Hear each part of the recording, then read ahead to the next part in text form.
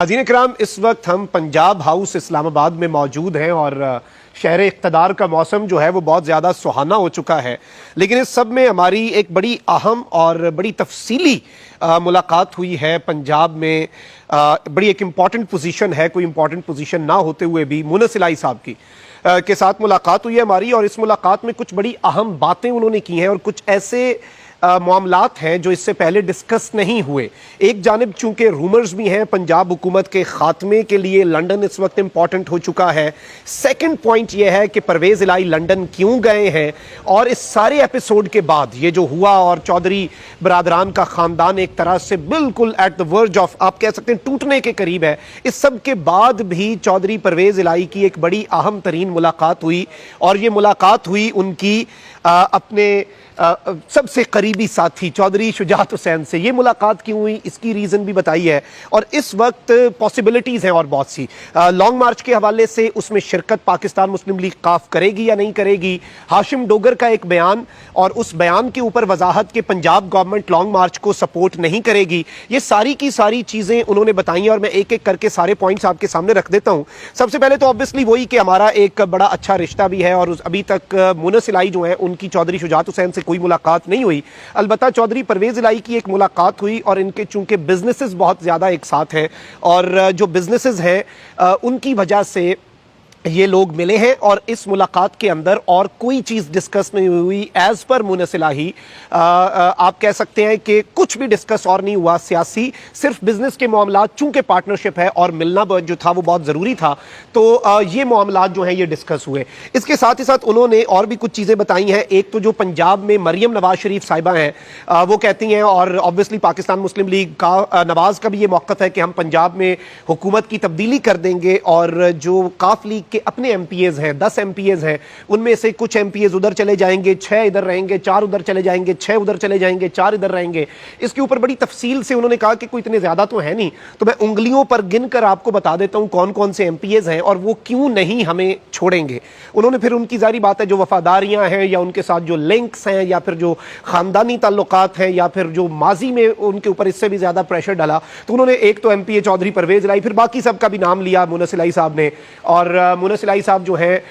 उन्होंने ये सारी बातें कही। इसके साथ ही साथ एक दो और चीजें भी हैं। उनसे जब सवाल पूछा कि आप अब जो टिकट लेंगे, इलेक्शन लड़ेंगे, क्या आप चौधरी शुजात हुसैन से टिकट लेंगे, तो इसमें उन्होंने कहा कि ये कबल अज़ वक्त होगा। फिर ये भी पूछा कि आप बल्ले के निशान पे इलेक्शन लड़ सकते हैं, तो उन्होंने इस पॉसिबिलिटी को रूल आउट नहीं किया, मर्जर की पॉसिबिलिटी को मुनस इलाही ने रूल आउट नहीं किया। अलबत्ता उन्होंने एक चीज बड़ी वाज़ेह कही कि हमारी सियासी बका सिर्फ और सिर्फ इमरान खान के साथ है, और हमारी जो सियासी बका है वो सिर्फ और सिर्फ पाकिस्तान तहरीक इंसाफ के साथ है। मैं मौसम आपको साथ साथ दिखा रहा हूँ, शहर इक़्तिदार का बड़ा खुशगवार है और पहाड़ों के दामन में हम मौजूद हैं,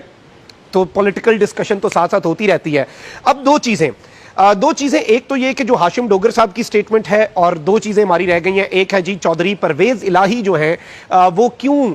लंदन गए हैं। चौधरी परवेज इलाही ने कल खुद स्टेटमेंट दे दी है, वीडियो आ चुकी है कि मुझे नवाज शरीफ से मिलने का कोई शौक नहीं है, ना ही मैं नवाज शरीफ से मिलने जा रहा हूं, कोई मुलाकात मैंने नवाज शरीफ से कोई नहीं करनी, और इनके खानदान के लोगों का मुझे पता है कि ये अपने लोगों का क्या हाल करते हैं, और इस सुराख से ये बहुत दफा डसे जा चुके हैं, जो आले शरीफ का सुराख है, इसमें अब वो दोबारा इससे डसे जाते हैं, तो फिर उन्हें सियाना किसी ने नहीं कहना। मुनस इलाही ने भी ये बात कही है कि कोई मुलाकात नहीं होगी, और जो मुनस इलाही की अपनी फैमिली है वो बेसिकली लंदन में होती है, तो चौधरी परवेज इलाही एक निजी दौरे पे गए हैं। He is there to meet his grandchildren, और अपने जो मुनस साहब की जो फैमिली है उससे मुलाकात के लिए चौधरी परवेज इलाही लंदन गए हैं। और इस वक्त पंजाब के मामलात के अंदर भी, ब्यूरोक्रेसी के मामलात के ऊपर भी, सारे मॉडल टाउन के ऊपर के चीज़ों को स्पीड अप किया जा सकता है, उस पर तो बात की, लेकिन ऑब्वियसली पॉलिटिकल विक्टिमाइजेशन और ये चीज़ें मुनस इलाही ने कहा कि हम नहीं करेंगे। और बड़ा एक जो ओवरऑल परसेप्शन मैंने लिया वो यही है कि जो एक प्रैक्टिकल अप्रोच होती है गवर्नेंस की, उसके साथ ये चल रहे हैं। ऑल्दो इमरान खान साहब के बारे में इन्होंने ये बात कही कि इमरान खान साहब पंजाब हमारे लिए पीएम भी हैं, वो उन्हें पीएम कह के मुखातिब करते हैं, और कहते हैं वो पंजाब के वजीर आला भी हैं, उनके जो ऑर्डर्स आते हैं उनमें हम 1-2 मिनट भी शायद ना लगाएं, और हम बस उनके जो ऑर्डर्स हैं उन पर अमल दरामद शुरू कर दें, और इमरान खान असम्बलीज डिसॉल्व का कहते हैं कुछ भी। अब हाशिम डोगर साहब जो है उन्होंने एक चीज़ कही कि हम जो पंजाब की गवर्नमेंट है वो लॉन्ग मार्च का डायरेक्ट हिस्सा नहीं बनेगी। अब ये जो स्टेटमेंट है इसे बहुत ही out of proportion blow out भी किया गया, और अब आप देखें कि let's be very honest and let's be very practical hair.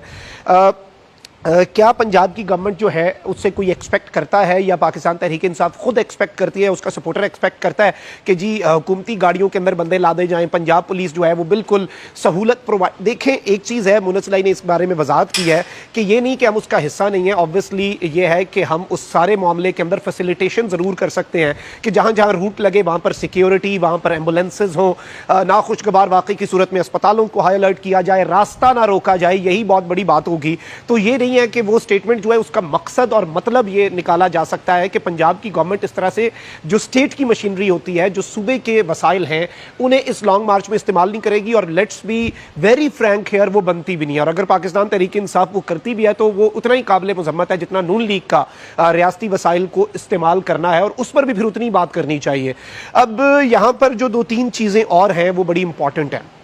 और इन चीज़ों को भी आपने ज़हन नशीन कर लेना है कि लॉन्ग मार्च के हवाले से इन्होंने ये बात कही है कि पिछली लॉन्ग मार्च के अंदर काफ लीग उसका हिस्सा नहीं थी और हमें पीएम साहब ने ये नहीं कहा था। लेकिन इस मरतबा जो लॉन्ग मार्च है, अगर हमें ये कहा जाता है और अगर हमें मामलात जो हैं वो उस हिसाब से दिए जाते हैं, तो अगर हमें ये ऑर्डर्स दिए जाते हैं इमरान खान साहब की तरफ से, तो फिर हम उन ऑर्डर्स के ऊपर इम्प्लीमेंटेशन भी करेंगे, हम उन ऑर्डर्स के ऊपर अमल दरामद भी करेंगे और हम इस लॉन्ग मार्च का हिस्सा बन जाएंगे। और जो अपनी सियासत है उसके हवाले से उन्होंने यही कहा कि अभी तक के जितने जो इस तरह के ऑप्शंस हैं उन सबको रूल आउट किया है। चौधरी शुजात के साथ कह रहे हैं कि मेरी कोई मुलाकात नहीं हुई, बहुत सी चीज़ें थी, मैं उन्हें बचपन से जानता हूँ और उनके साथ मैं मुलाकात उस वक्त करूँगा जब हमारा इलेक्शन कमीशन वाला जो मसला है एक दफ़ा वो इलेक्शन कमीशन से हल हो जाए। उसके बाद मैं उनसे पूछूंगा ज़रूर कि ये सब कुछ क्यों हुआ, कैसे हुआ और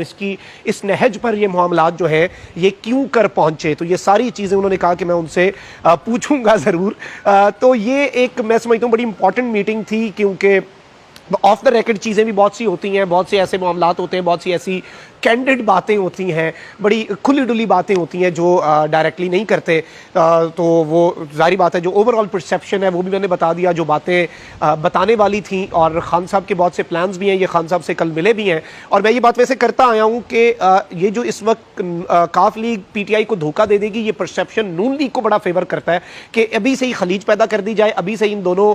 ग्रुप्स की जो है वो लड़ाई करवा दी जाए, इनका फड्डा करवा दिया जाए और उसके बाद जी वही वाला काम जो एस्टैब्लिशमेंट के साथ इन्होंने लड़वाया, एस्टैब्लिशमेंट के साथ उस हद तक लड़ाई नहीं जानी चाहिए थी जो सोशल मीडिया पर गई, और वही